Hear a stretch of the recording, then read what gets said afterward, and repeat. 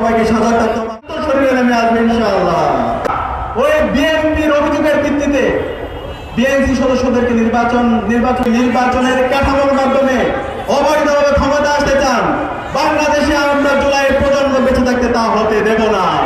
আবার যদি অবৈধ নির্বাচন হয়, যেহেতু নির্বাচন হয়, আবার জুলাই নেমে আসবে, আবার আবু সাঈদ উত্তরসূরিয়া নেমে আসবে, আবার শহীদ উসমান। আমি সবাইকে অনুরোধ করবো আমাদের সাথে থাকবো ইনশাআল্লাহ।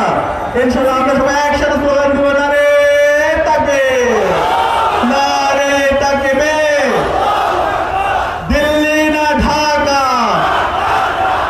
তোমার দেশ আমার দেশ, বাংলাদেশ বাংলাদেশ, গোলামি না আজাদি, ভারত না বাংলাদেশ, বাংলাদেশ বাংলাদেশ, হাতে সিল দিন, নিরাপদ বাংলাদেশ বুঝিয়ে নিন, হাতে সিল দিন, নিরাপদ বাংলাদেশ বুঝিয়ে নিন।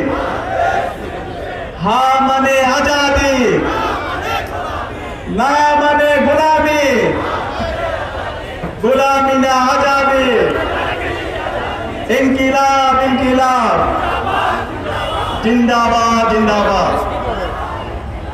যে অসংখ্য ধন্যবাদ।